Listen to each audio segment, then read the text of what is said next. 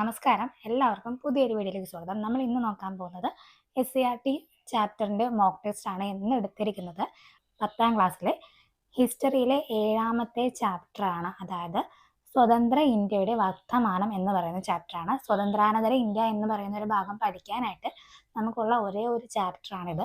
അത്യാവശ്യം വലിയൊരു ചാപ്റ്ററാണ്. ഞാൻ 50 ചോദ്യങ്ങൾ ഇതിൻ്റെ അകത്ത് ഉൾപ്പെടുത്തിയിട്ടുണ്ട്.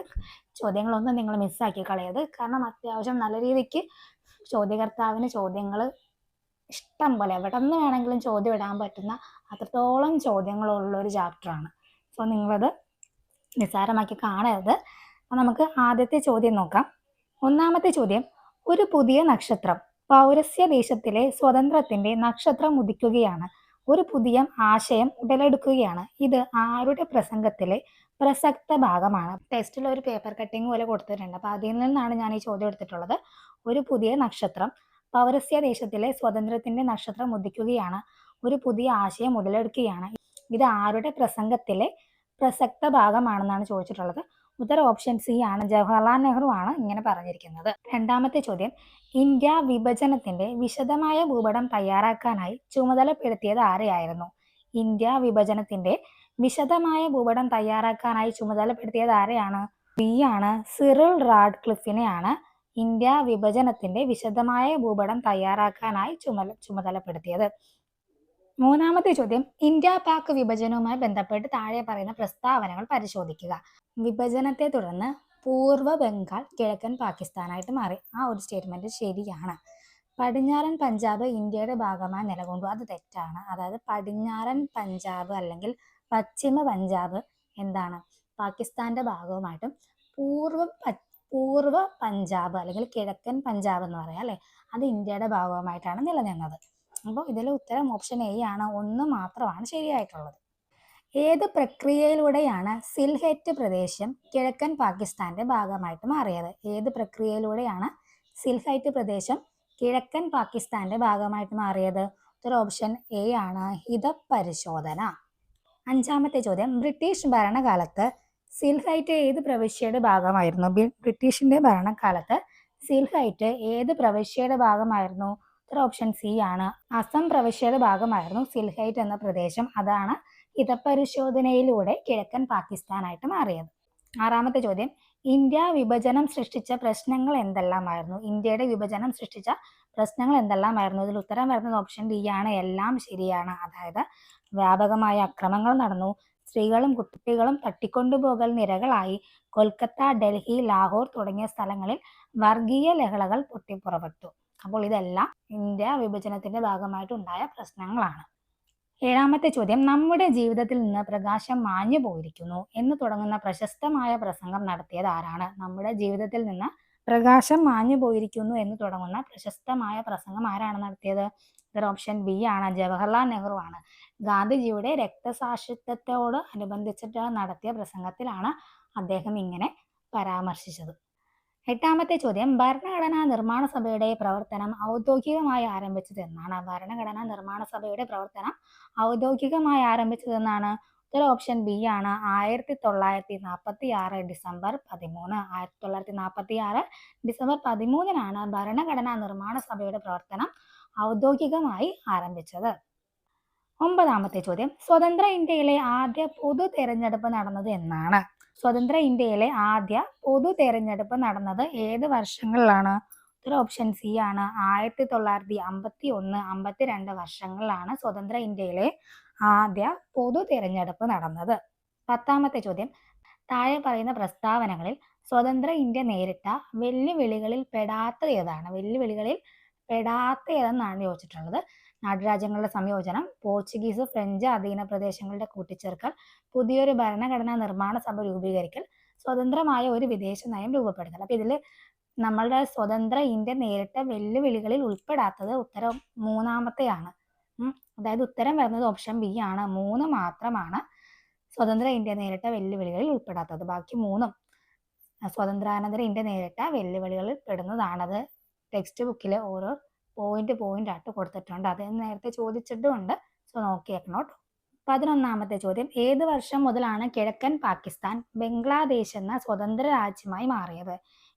ഏത് വർഷം മുതലാണ് കിഴക്കൻ പാകിസ്ഥാൻ ബംഗ്ലാദേശ് എന്ന സ്വതന്ത്ര രാജ്യമായിട്ട് മാറിയത്? ഉത്തര ഓപ്ഷൻ ബി ആണ് 1971. 1971 മുതലാണ് കിഴക്കൻ പാകിസ്ഥാൻ ബംഗ്ലാദേശ് എന്ന സ്വതന്ത്ര രാജ്യമായി മാറിയത്. 12ാമത്തെ ചോദ്യം, താഴെ പറയുന്ന പ്രസ്താവനകൾ പരിശോധിക്കുക. 1947 ഓഗസ്റ്റ് 15-ന് ബ്രിട്ടീഷ് ഭരണം അവസാനിപ്പിച്ചപ്പോൾ ഇന്നത്തെ ബംഗ്ലാദേശ് ഉൾപ്പെടുന്ന ഭാഗം കിഴക്കൻ പാകിസ്ഥാൻ എന്നാണ് അറിയപ്പെട്ടിരുന്നത്. പടിഞ്ഞാറൻ പാകിസ്ഥാനിൽ നിന്ന് നേരിട്ട വിവേചനം കാരണം 1971-ൽ കിഴക്കൻ പാകിസ്ഥാൻ സ്വതന്ത്രം നേടി ബംഗ്ലാദേശായിട്ട് മാറി. രണ്ടും ശരിയാണ് അല്ലേ? 1ഉം 2ഉം ശരിയാണ്. 1947 ഓഗസ്റ്റ് 15-ന് ബ്രിട്ടീഷ് ഭരണം അവസാനിച്ചപ്പോൾ ഇന്നത്തെ ബംഗ്ലാദേശ് എന്നറിയപ്പെടുന്ന ഭാഗം കിഴക്കൻ പാകിസ്ഥാൻ എന്നാണ് അറിയപ്പെട്ടിരുന്നത്. പിന്നീട് പടിഞ്ഞാറൻ പാകിസ്ഥാനിൽ നിന്ന് നേരിട്ട വിവേചനങ്ങൾ കാരണം 1971-ലെ കിഴക്കൻ പാകിസ്ഥാൻ സ്വതന്ത്രം നേടി ബംഗ്ലാദേശ് എന്ന രാജ്യമായിട്ട് മാറുകയാണ് ചെയ്തത് കേട്ടോ. അപ്പോൾ എന്താണ്, ഈ 2 സ്റ്റേറ്റ്മെന്റും ശരിയാണ്. അപ്പോൾ ഉത്തരം ഓപ്ഷൻ സി ആണ്. 1ഉം 2ഉം ശരിയാണ്. 13ാമത്തെ ചോദ്യം, 1947-ലെ ഇന്ത്യൻ സ്വതന്ത്ര നിയമപ്രകാരം ഇന്ത്യയിൽ എത്ര നാട്ടുരാജ്യങ്ങളാണ് നിലവിലുണ്ടായിരുന്നത്? 1947-ലെ ഇന്ത്യൻ സ്വതന്ത്ര നിയമപ്രകാരം ഇന്ത്യയിലെ എത്ര നാട്ടുരാജ്യങ്ങളാണ് ഉണ്ടായിരുന്നത്? ഉത്തര ഓപ്ഷൻ സി ആണ്. 565 നാട്ടുരാജ്യങ്ങളാണ് ഇന്ത്യയിൽ ഉണ്ടായിരുന്നത്. അടുത്തൊരു സ്റ്റേറ്റ്മെന്റ് ആണ്, താഴെ പറയുന്ന പ്രസ്താവനകൾ പരിശോധിക്കുക. 1947-ലെ ഇന്ത്യൻ സ്വതന്ത്ര നിയമപ്രകാരം നാട്ടുരാജ്യങ്ങൾക്ക് ഇന്ത്യയിലോ പാകിസ്ഥാനിലോ ചേരാൻ മാത്രമേ അധികാരം ഉണ്ടായിരുന്നുള്ളൂ. അത് ശരിയാണോ? അത് തെറ്റാണ്. നാട്ടുരാജ്യങ്ങൾക്ക് ഒന്നെങ്കിൽ ഇന്ത്യയിൽ ചേരാം, അല്ലെങ്കിൽ പാകിസ്ഥാനിൽ ചേരാം, അല്ലെങ്കിൽ സ്വതന്ത്രമായി നിൽക്കാം. അങ്ങനെ ഒരു അധികാരം കൊടുത്തിട്ടാണ് ബ്രിട്ടീഷുകാർ ഇന്ത്യ വിട്ടു പോയത്. ഈ നാട്ടുരാജ്യങ്ങളെ ഇന്ത്യൻ യൂണിയനിൽ ലയിപ്പിക്കാനുള്ള സമയത്ത് VP മേനോൻ സ്റ്റേറ്റ് ഡിപ്പാർട്ട്മെന്റിന്റെ സെക്രട്ടറി ആയിരുന്നു. ഇതിൽ ഏതൊക്കെയാണ് ശരിയായിട്ടുള്ളത്? 2ാമത്തെ മാത്രമാണ് ശരിയായിട്ടുള്ളത്. ആദ്യത്തെ നമ്മൾ തെറ്റാണെന്ന് പറഞ്ഞു. അപ്പോൾ ശരിയായിട്ടുള്ള ഏതാണ്? 2 മാത്രമാണ് ശരിയായിട്ടുള്ളത്, 1 തെറ്റാണ്. 15ാമത്തെ ചോദ്യം, നാട്ടുരാജ്യങ്ങളെ ഇന്ത്യൻ യൂണിയനിൽ ലയിപ്പിക്കുന്നതിനുള്ള ചുമതല വിജയകരമായി പൂർത്തിയാക്കിയത് ആരെല്ലാം ചേർന്ന നേതൃത്വമായിരുന്നു? ആരൊക്കെയായിരുന്നു? ഉത്തര ഓപ്ഷൻ ബി ആണ്. സർദാർ വല്ലഭായ് പട്ടേലും VP മേനോനും ചേർന്ന നേതൃത്വത്തിലായിരുന്നു നാട്ടുരാജ്യങ്ങളെ ഇന്ത്യൻ യൂണിയനിൽ ലയിപ്പിക്കുന്നതിനുള്ള ചുമതല വിജയകരമായി പൂർത്തിയാക്കിയത്.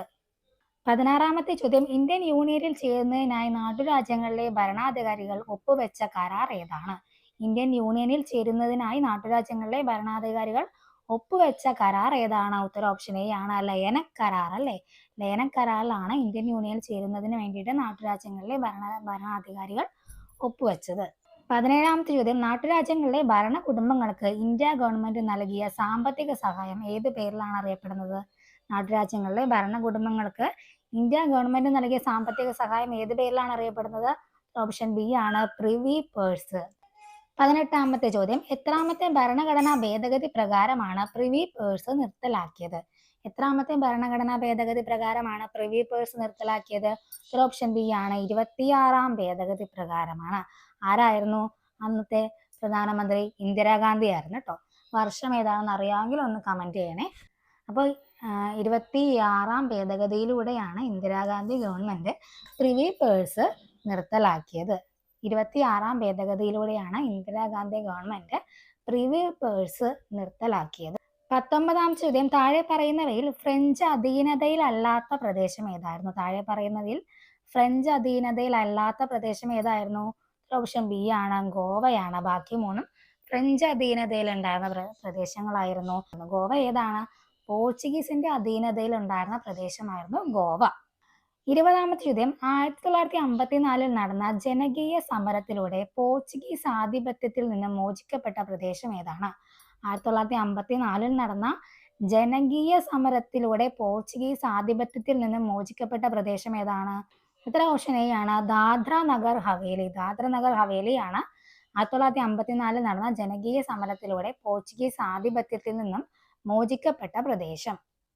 21ാമത്തെ ചോദ്യം, ഗോവ, ദാമൻ, ദിയു എന്നീ പ്രദേശങ്ങളെ ഇന്ത്യൻ യൂണിയനിൽ ലയിപ്പിച്ചത് എന്തിലൂടെയാണ്? ഗോവ, ദാമൻ, ദിയു എന്നീ പ്രദേശങ്ങളെ ഇന്ത്യൻ യൂണിയനിൽ ലയിപ്പിച്ചത് എന്തിലൂടെയാണ്? ഓപ്ഷൻ ബി ആണ്. സൈനിക നടപടിയിലൂടെയാണ്. 22ാമത്തെ ചോദ്യം, ഭാഷാ പ്രവിശ്യകൾ രൂപീകരിച്ചാൽ അത് പ്രാദേശിക ഭാഷകൾക്കുള്ള ഒരു പ്രോത്സാഹനമായിരിക്കും എന്ന് പ്രസ്താവിച്ചത് ആരാണ്? ഭാഷാ പ്രവിശ്യകൾ രൂപീകരിച്ചാൽ അത് പ്രാദേശിക ഭാഷകൾക്കുള്ള ഒരു പ്രോത്സാഹനമായിരിക്കും എന്ന് പ്രസ്താവിച്ചത് ആരാണ്? ഉത്തര ഓപ്ഷൻ സി ആണ്. മഹാത്മാഗാന്ധി. 23-ാമത്തെ ചോദ്യം, ഭാഷാടിസ്ഥാനത്തിൽ കോൺഗ്രസ് കമ്മിറ്റികൾ രൂപീകരിക്കാൻ തീരുമാനിച്ചത് ഏത് സമ്മേളനത്തിനാണ്? ഭാഷാടിസ്ഥാനത്തിൽ കോൺഗ്രസ് കമ്മിറ്റികൾ രൂപീകരിക്കാൻ ഏത് സമ്മേളനത്തിലാണ്?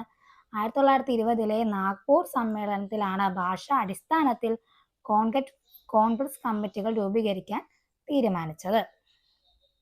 24-ാമത്തെ ചോദ്യം, സംസ്ഥാന പുനഃസംഘടനയെ പറ്റി പഠിക്കാൻ ഭരണഘടനാ നിർമ്മാണ സമിതി 1948 നിയമിച്ച കമ്മീഷൻ ഏതാണ്? സംസ്ഥാന പുനഃസംഘടനയെ പറ്റി പഠിക്കാൻ ഭരണഘടനാ നിർമ്മാണ സമിതി 1948 നിയമിച്ച കമ്മീഷൻ ഏതാണ്? ഓപ്ഷൻ സി ആണ്, SK ദർ കമ്മീഷൻ ആണ്. 1948 ഭരണഘടനാ നിർമ്മാണ സമിതിയാണ് നിയമിച്ചത്. ഇനി അടുത്ത ചോദ്യം നോക്കിക്കോ. താഴെ പറയുന്നവരിൽ JVP കമ്മിറ്റിയിൽ അംഗമല്ലാതിരുന്ന നേതാവ് ആരാണ്? താഴെ പറയുന്നവയില് JVP കമ്മിറ്റിയിൽ അംഗമല്ലാതിരുന്ന നേതാവ് ആരാണ്? ഓപ്ഷൻ ഡി ആണ്, സർദാർ KM പണിക്കർ. ബാക്കി ആരൊക്കെയാണ് JVP കമ്മിറ്റിയിൽ ഉണ്ടായിരുന്നത്? ജവഹർലാൽ നെഹ്റു, സർദാർ വല്ലഭായ് പട്ടേൽ, പട്ടാഭി സീതാരാമയ്യ. ഇവർ 3 പേരുമാണ് JVP കമ്മിറ്റിയിൽ അംഗമായിരുന്നത്. അപ്പൊ ഇവരെ നിയമിച്ചത് ആരാണ്? 1948 ഇന്ത്യൻ നാഷണൽ കോൺഗ്രസ് ആണ് JVP കമ്മിറ്റിയെ നിയമിച്ചത്. എന്തിനു വേണ്ടിയിട്ടായിരുന്നു? ഭാഷാ സംസ്ഥാനങ്ങൾ വേണമെന്ന ശക്തമായ ആവശ്യത്തെ പരിശോധിച്ച് റിപ്പോർട്ട് സമർപ്പിക്കുന്നതിന് വേണ്ടിയിട്ടാണ് 1948 ഇന്ത്യൻ നാഷണൽ കോൺഗ്രസ് JVP കമ്മിറ്റിയെ നിയോഗിച്ചത്. 26-ാമത്തെ ചോദ്യം, 1953 കേന്ദ്ര സർക്കാർ നിയമിച്ച സംസ്ഥാന പുനഃസംഘടനാ കമ്മീഷന്റെ അധ്യക്ഷൻ ആരായിരുന്നു? 1953 കേന്ദ്ര സർക്കാർ നിയമിച്ച സംസ്ഥാന പുനഃസംഘടനാ കമ്മീഷന്റെ അധ്യക്ഷൻ ആരായിരുന്നു? ഓപ്ഷൻ ബി ആണ്, ജസ്റ്റിസ് ഫസൽ അലി ആണ് അല്ലെ. 27-ാമത്തെ ചോദ്യം, 1956 നവംബർ 1 സംസ്ഥാന പുനഃസംഘടനാ നിയമപ്രകാരം എത്ര സംസ്ഥാനങ്ങളും കേന്ദ്രഭരണ പ്രദേശങ്ങളുമാണ് രൂപീകൃതമായത്? 1956 നവംബർ 1 സംസ്ഥാന പുനഃസംഘടനാ നിയമപ്രകാരം എത്ര സംസ്ഥാനങ്ങളും കേന്ദ്രഭരണ പ്രദേശങ്ങളുമാണ് രൂപീകൃതമായത്? ഓപ്ഷൻ സി ആണ്, 14 സംസ്ഥാനങ്ങളും 6 കേന്ദ്രഭരണ പ്രദേശങ്ങളും. 28-ാമത്തെ ചോദ്യം, ഏത് രാജ്യത്തിന്റെ മാതൃകയിലാണ് ഇന്ത്യയിൽ ആസൂത്രണ കമ്മീഷൻ രൂപീകരിക്കാൻ തീരുമാനിച്ചത്? ഏത് രാജ്യത്തിന്റെ മാതൃകയിലാണ് ഇന്ത്യയിൽ ആസൂത്രണ കമ്മീഷൻ രൂപീകരിക്കാൻ തീരുമാനിച്ചത്? ഓപ്ഷൻ സി ആണ്, സോവിയറ്റ് യൂണിയൻ. സോവിയറ്റ് യൂണിയന്റെ മാതൃകയിലാണ് ഇന്ത്യയിലെ ആസൂത്രണ കമ്മീഷൻ രൂപീകരിക്കാൻ തീരുമാനിച്ചത്. 29-ാമത്തെ ചോദ്യം, റൂർക്കല ഇരുമ്പുരുക്ക് വ്യവസായശാല സ്ഥാപിക്കാൻ സഹായിച്ച രാജ്യം ഏതാണ്? റൂർക്കല ഇരുമ്പുരുക്ക് വ്യവസായശാല സ്ഥാപിക്കാൻ സഹായിച്ച രാജ്യം ഏതാണ്? ഓപ്ഷൻ ബി ആണ്, ജർമ്മനിയാണ്. 30-ാമത്തെ ചോദ്യം, ഭൂദാന പ്രസ്ഥാനത്തിന് നേതൃത്വം നൽകിയത് ആരാണ്? ഭൂദാന പ്രസ്ഥാനത്തിന് നേതൃത്വം നൽകിയത് ആരാണ്? ഓപ്ഷൻ ബി ആണ്, വിനോബാ ഭാവെ. വിനോബാ ഭാവെയാണ് ഭൂദാന പ്രസ്ഥാനത്തിന് നേതൃത്വം നൽകിയത്. 31-ാമത്തെ ചോദ്യം, താഴെ നൽകിയിരിക്കുന്ന പ്രസ്താവനകളിൽ തെറ്റായ പ്രസ്താവന ഏതെന്നാണ് ചോദിച്ചിട്ടുള്ളത്? തെറ്റായ പ്രസ്താവനയാണ്. വിനോബാ ഭാവെയുടെ നേതൃത്വത്തിലാണ് ഭൂദാന പ്രസ്ഥാനം ആരംഭിച്ചത്. ശരിയാണ്. വൻകിട ഭൂവുടമകളോട് അവരുടെ കൈവശമുള്ള ഭൂമിയുടെ പകുതി ഭാഗം നൽകാനാണ് ആവശ്യപ്പെട്ടത്. പകുതി ഭാഗമല്ല, 1/6 ഭാഗം നൽകാനാണ് ആവശ്യപ്പെട്ടത്. അപ്പൊ ഇത് തെറ്റായ സ്റ്റേറ്റ്മെന്റ് ആണ്. ഭൂദാന പ്രസ്ഥാനത്തിലൂടെ ലഭിച്ച ഭൂമി ഭൂരഹിതർക്ക് വിതരണം ചെയ്തു. ശരിയാണ്. ഭൂപരിഷ്കരണ നിയമങ്ങൾ നിലവിൽ വന്നതോടെ ഈ പ്രസ്ഥാനത്തിന്റെ പ്രസക്തി കുറഞ്ഞു. അതും ശരിയാണ്. അപ്പൊ ഈ 2-ാമത്തെ സ്റ്റേറ്റ്മെന്റ് ആണ് തെറ്റായിട്ടുള്ളത്. അതായത് വൻകിട ഭൂവുടമകളോട് അവരുടെ കൈവശമുള്ള ഭൂമിയുടെ 1/6 ഭാഗം നൽകാൻ വേണ്ടിയിട്ടാണ് ആവശ്യപ്പെട്ടത്. അപ്പോൾ ഉത്തരം ഓപ്ഷൻ ബി ആണ്.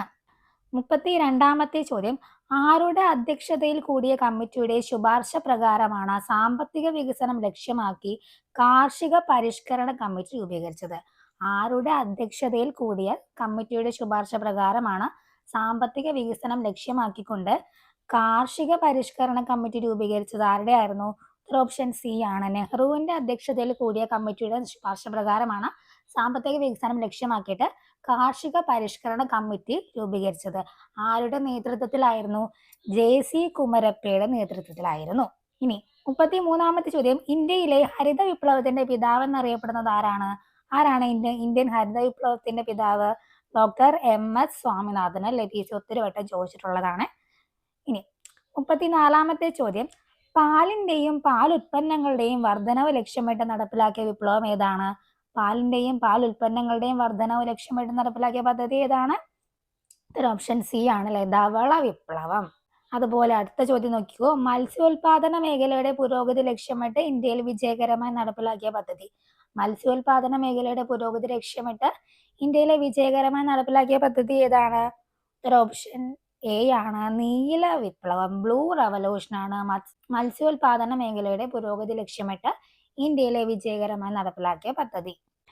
36ാമത്തെ ചോദ്യം, ഇന്ത്യയിലെ ബാങ്ക് ദേശസാൽക്കരണം നടന്ന വർഷം ഏതാണ്? ഇന്ത്യയിലെ ബാങ്ക് ദേശസാൽക്കരണം, നാഷണലൈസേഷൻ ഓഫ് ബാങ്ക്സ് നടന്ന വർഷം ഏതാണ്?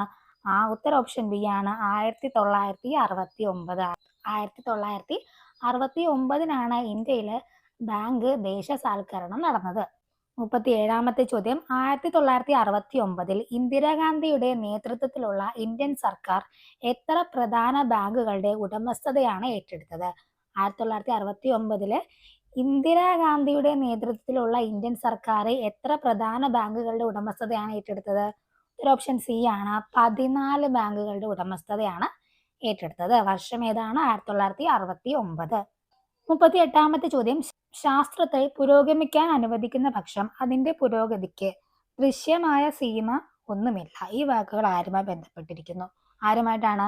ഉത്തര ഓപ്ഷൻ സി ആണ് ജവഹർലാൽ നെഹ്റുവുമായിട്ട് ബന്ധപ്പെട്ടുള്ള വാക്കുകളാണ്. അപ്പൊ ഇങ്ങനെയുള്ള വാക്കുകളൊക്കെ ടെക്സ്റ്റിൽ കൊടുത്തേക്കുന്നത് ഇമ്പോർട്ടന്റ് ആണ്. ഓരോ ബോക്സിലായിട്ട് ഇപ്പൊ ഈ ഒരു ചാപ്റ്റർ തന്നെ ഇങ്ങനെ 2-3 പേര് പറഞ്ഞിരിക്കുന്ന കോട്സ് കൊടുത്തിട്ടുണ്ട്. അപ്പൊ അതൊക്കെ നിങ്ങൾ നോക്കി വെച്ചേക്കണം. 39ാമത്തെ ചോദ്യം, ഇന്ത്യയിൽ ആണവ പരീക്ഷണങ്ങൾക്ക് നേതൃത്വം നൽകുന്ന സ്ഥാപനം ഏതാണ്? ഇന്ത്യയിൽ ആണവ പരീക്ഷണങ്ങൾക്ക് നേതൃത്വം നൽകുന്ന സ്ഥാപനം ഏതാണ്? ഒരു ഓപ്ഷൻ സി ആണ് Bhabha atomic research centre. Bhabha atomic research centre ആണ് ഇന്ത്യയിൽ ആണവ പരീക്ഷണങ്ങൾക്ക് നേതൃത്വം നൽകുന്ന സ്ഥാപനം. 40ാമത്തെ ഒരു സ്റ്റേറ്റ്മെന്റ് ചോദ്യമാണ്, പ്രസ്താവനകൾ പരിശോധിച്ച് തെറ്റായത് കണ്ടെത്തുക. ഓപ്പറേഷൻ ശക്തി എന്നതായിരുന്നു ഇന്ത്യയുടെ ആദ്യ ആണവ പരീക്ഷണം അറിയപ്പെട്ടിരുന്നത്. 1998 നടന്ന ഇന്ത്യയുടെ രണ്ടാമത്തെ ആണവ പരീക്ഷണം ബുദ്ധൻ ചിരിക്കുന്നു എന്നറിയപ്പെടുന്നു. അപ്പൊ ഇത് രണ്ടും തെറ്റാണ്. അതായത് ഇത് രണ്ടും അങ്ങോട്ടും ഇങ്ങോട്ടും മാറ്റിയാണ് കൊടുത്തിരിക്കുന്നത്. ഓപ്പറേഷൻ ശക്തി എന്നായിരുന്നില്ല ഇന്ത്യയുടെ ആദ്യത്തെ ആണവ പരീക്ഷണം അറിയപ്പെട്ടിരുന്നത്. ബുദ്ധൻ ചിരിക്കുന്നു എന്നതായിരുന്നു ഇന്ത്യയുടെ ആദ്യത്തെ ആണവ പരീക്ഷണത്തിന്റെ പേര്. ഇനി 1998 നടന്ന ഇന്ത്യയുടെ രണ്ടാമത്തെ ആണവ പരീക്ഷണത്തിന്റെ പേരായിരുന്നു ഓപ്പറേഷൻ ശക്തി. അപ്പൊ ഇതിൽ ഒന്നും രണ്ടും തെറ്റാണ്. ഉത്തരം വരുന്നത് ഓപ്ഷൻ ഡി ആണ് കേട്ടോ. 41ാമത്തെ ചോദ്യം, ഇന്ത്യൻ വിദേശ നയത്തിന്റെ അടിസ്ഥാന തത്വങ്ങളിൽ ഉൾപ്പെടുന്നത് ഏതെല്ലാം? ഇന്ത്യൻ വിദേശ നയത്തിന്റെ അടിസ്ഥാന തത്വങ്ങളിൽ ഉൾപ്പെടുന്ന ഏതെല്ലാമാണ്? ഉത്തരം ഓപ്ഷൻ ഡി ആണ് ഇവയെല്ലാം. അതായത് തന്നിരിക്കുന്ന മൂന്നും ഇന്ത്യൻ വിദേശ നയത്തിന്റെ അടിസ്ഥാന തത്വങ്ങളിൽ ഉൾപ്പെടുന്നതാണ്. 42ാമത്തെ ചോദ്യം, താഴെ കൊടുത്തിരിക്കുന്നതിൽ പഞ്ചശീല തത്വങ്ങളുമായി ബന്ധമില്ലാത്തത് ഏത്? 4 കാര്യങ്ങൾ കൊടുത്തിട്ടുണ്ട്. രാജ്യങ്ങളുടെ അതിർത്തിയും പരമാധികാരവും പരസ്പരം അംഗീകരിക്കുക, പരസ്പരം ആക്രമിക്കാതിരിക്കുക, സമാധാനപരമായ സഹവർത്തിത്വം പാലിക്കുക. 4ാമത്തത് 1954 ഇന്ത്യയും പാകിസ്ഥാനും തമ്മിലാണ് പഞ്ചശീല തത്വങ്ങളിൽ ഒപ്പുവെച്ചത്. അപ്പൊ ഇതിൽ ഏതാണ് ബന്ധമില്ലാത്തത്? 4ാമത്തതാണ് ഉത്തരം വരുന്നത്. അതായത് 1954 ഇന്ത്യയും പാകിസ്ഥാനും തമ്മിലുള്ള, ഇന്ത്യയും ചൈനയും തമ്മിലാണ് പഞ്ചശീല തത്വങ്ങളിൽ ഒപ്പുവെച്ചത്. 43ാമത്തെ ചോദ്യം, ഇന്ത്യയിൽ ആദ്യത്തെ സമ്പൂർണ്ണ സാക്ഷരത നേടിയ സംസ്ഥാനം ഏതാണ്? ഇന്ത്യയിൽ ആദ്യത്തെ സമ്പൂർണ്ണ സാക്ഷരത നേടിയ സംസ്ഥാനം ഏതാണ്? ഓപ്ഷൻ ബി ആണ് കേരളം. അല്ലെ, നമ്മുടെ കേരളമാണ് ഇന്ത്യയിലെ ആദ്യത്തെ സമ്പൂർണ്ണ സാക്ഷരത നേടിയ സംസ്ഥാനം. 44ാമത്തെ ചോദ്യം, സതീഷ് ധവാൻ സ്പേസ് സെന്റർ സ്ഥിതി ചെയ്യുന്നത് എവിടെയാണ്? സതീഷ് ധവാൻ സ്പേസ് സെന്റർ എവിടെയാണ് സ്ഥിതി ചെയ്യുന്നത്? ഓപ്ഷൻ സി ആണ് ശ്രീഹരിക്കോട്ട. 45ാമത്തെ ചോദ്യം, കേരള രൂപീകരണ സമയത്ത് കൂട്ടിച്ചേർക്കപ്പെട്ട ദക്ഷിണ കർണാടക ജില്ലയിലെ താലൂക്ക് ഏതാണ്? കേരള രൂപീകരണ സമയത്ത് കൂട്ടിച്ചേർക്കപ്പെട്ട ദക്ഷിണ കർണാടക ജില്ലയിലെ താലൂക്ക് ഏതാണ്? ഓപ്ഷൻ സി ആണ് കാസർഗോഡ് താലൂക്കാണ് കേരള രൂപീകരണ സമയത്ത് കൂട്ടിച്ചേർക്കപ്പെട്ട ദക്ഷിണ കർണാടക ജില്ലയിലെ താലൂക്ക്. 46ാമത്തെ ചോദ്യം, കേരള നിയമസഭയിലേക്കുള്ള ആദ്യത്തെ പൊതു തെരഞ്ഞെടുപ്പ് നടന്ന വർഷം? കേരള നിയമസഭയിലേക്കുള്ള ആദ്യത്തെ പൊതു തെരഞ്ഞെടുപ്പ് നടന്ന വർഷം ഏതാണ്? ഓപ്ഷൻ ബി ആണ് 1957. 47ാമത്തെ ചോദ്യം, കേരളത്തിന്റെ ആദ്യത്തെ മുഖ്യമന്ത്രി ആരായിരുന്നു? കേരളത്തിന്റെ ആദ്യത്തെ മുഖ്യമന്ത്രി ആരായിരുന്നു? ഓപ്ഷൻ ബി ആണ് അല്ലെ, EMS നമ്പൂതിരിപ്പാടാണ് കേരളത്തിന്റെ ആദ്യത്തെ മുഖ്യമന്ത്രി. 48ാമത്തെ ചോദ്യം, കേരള ഭൂപരിഷ്കരണ നിയമപ്രകാരം ഒരു വ്യക്തിക്ക് കൈവശം വെക്കാവുന്ന പരമാവധി ഭൂമി എത്രയാണ്? കേരള ഭൂപരിഷ്കരണ നിയമപ്രകാരം ഒരു വ്യക്തിക്ക് കൈവശം വെക്കാവുന്ന പരമാവധി ഭൂമി എത്രയാണ്? ഓപ്ഷൻ ബി ആണ് 7.5 ഏക്കർ ആണ് കേരള ഭൂപരിഷ്കരണ നിയമപ്രകാരം ഒരു വ്യക്തിക്ക് കൈവശം വെക്കാവുന്ന പരമാവധി ഭൂമി. 49ാമത്തെ ചോദ്യം, ജനകീയ സാക്ഷരതാ പ്രവർത്തനങ്ങളുടെ ഫലമായി കേരളം ഇന്ത്യയിലെ ആദ്യത്തെ സമ്പൂർണ്ണ സാക്ഷരത നേടിയ സംസ്ഥാനമായി മാറിയത് എന്നാണ്? ജനകീയ സാക്ഷരതാ പ്രവർത്തനങ്ങളുടെ ഫലമായി കേരളം ഇന്ത്യയിലെ ആദ്യത്തെ സമ്പൂർണ്ണ സാക്ഷരത നേടിയ സംസ്ഥാനമായി മാറിയ ദിവസം എന്നാണ്? 1991 ഏപ്രിൽ 11. 1991 ഏപ്രിൽ 18 കേരളം ഇന്ത്യയിലെ തന്നെ ആദ്യത്തെ സമ്പൂർണ്ണ സാക്ഷരത നേടിയ സംസ്ഥാനമായി മാറിയത്. ലാസ്റ്റ് ചോദ്യം, കേരള പഞ്ചായത്തി രാജ് നിയമം നിലവിൽ വന്നത് എന്നാണ്? കേരള പഞ്ചായത്തി രാജ് നിയമം നിലവിൽ വന്നത് എന്നാണ്?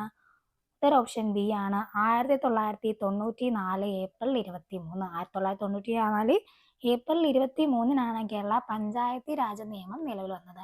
അപ്പോൾ ഇത്രയും ചോദ്യങ്ങൾ ആ ഒരു ചാപ്റ്ററിൽ നിന്ന് ഞാൻ എടുത്തിട്ടുള്ളതാണ്. ചാപ്റ്റർ ഏതായിരുന്നു? 10ാം ക്ലാസ്സിലെ 7ാമത്തെ ചാപ്റ്ററായ സ്വതന്ത്ര ഇന്ത്യയുടെ വർത്തമാനം. വളരെ ഇമ്പോർട്ടൻ്റ് ആയിട്ടുള്ള ചാപ്റ്ററാണ്. അപ്പോൾ നിങ്ങൾക്ക് ഇതിൽ എത്ര മാർക്ക് കിട്ടിയത് നിങ്ങളൊന്ന് കമൻറ്റ് ചെയ്യണേ. പിന്നെ ഇതുപോലെ നിങ്ങൾക്ക് ഇനിയും മോക്ക് ടെസ്റ്റും കാര്യങ്ങളൊക്കെ ആവശ്യമുണ്ടെങ്കിൽ എൻ്റെ ചാനലൊന്ന് സപ്പോർട്ട് ചെയ്യുക. നിങ്ങളുടെ PSC പഠിക്കുന്ന കൂട്ടുകാർക്ക് വീഡിയോസൊക്കെ ഒന്ന് ഷെയർ ചെയ്ത് കൊടുക്കുക. അപ്പോൾ നമുക്ക് വീണ്ടും അടുത്ത ക്ലാസ്സുമായിട്ട് കാണാം.